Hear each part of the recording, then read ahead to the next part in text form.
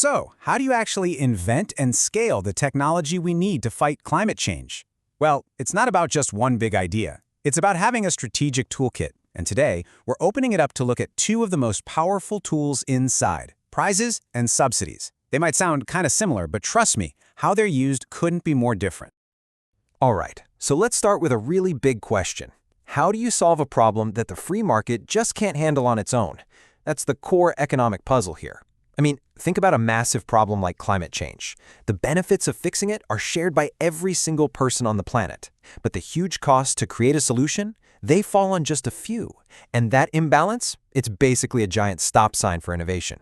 So yeah, that imbalance, it leads us right into what economists call a classic market failure.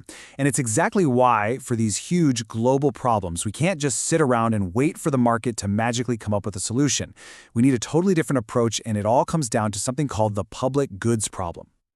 In removing CO2 from the atmosphere, it is a textbook public goods problem. Think about it. If one company spends $1 billion to clean the air, you and I and everyone else on Earth gets the benefit for free. But that one company is stuck with the entire bill.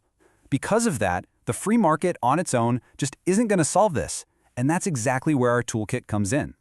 All right, tool number one in the kit, the prize.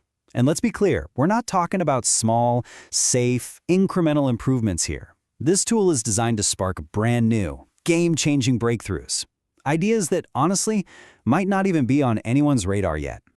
And this isn't just theory, We're talking about massive incentives. A perfect example is the $100 million X Prize for carbon removal, put up by Elon Musk to get people thinking really big on this and to spur exactly this kind of radical innovation.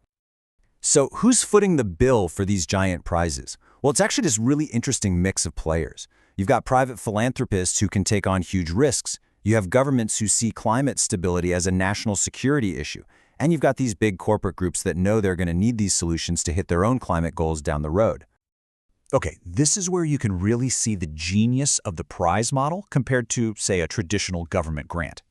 With a prize, you're paying for results, not promises, not good intentions, actual results. The money only gets handed over if the thing actually works.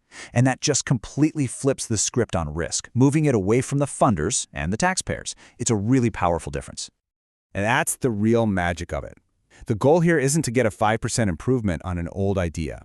It's to attract the bold, the radical, the totally unexpected ideas from anyone and everyone. Startups, university labs, even brilliant hobbyists tinkering away in their garage.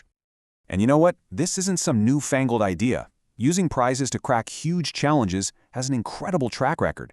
From figuring out how to navigate the seas all the way back in the 1700s, to kickstarting modern aviation and even private spaceflight, these grand challenges have always pushed humanity to make giant leaps forward. Okay, so a prize helps you find a brilliant breakthrough idea. Awesome. But that's just step one, right? How do you take that great idea from the lab and scale it up to a massive global level? Well, that requires our second tool, the subsidy. And this one is all about deployment, not invention. And look, whether we're talking about the United States or Europe, governments are using subsidies for pretty much the same fundamental reasons: to fix those market failures we talked about, to help promising new technologies get over their huge upfront costs, and, crucially, to lower the risk for private investors so they feel comfortable putting their money to work. Okay, but this is where it gets really interesting.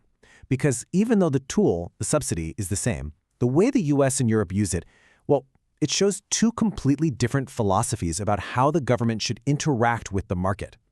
So the US model, which got supercharged by the Inflation Reduction Act, is all about creating what's called a market pull. It uses these really generous long-term tax credits to literally pull private money into the clean energy sector. It's not trying to pick winners and losers. It just makes it incredibly profitable to build clean stuff, especially if you build it in America. Now, Europe, they do things differently. Their model is more of a regulatory push.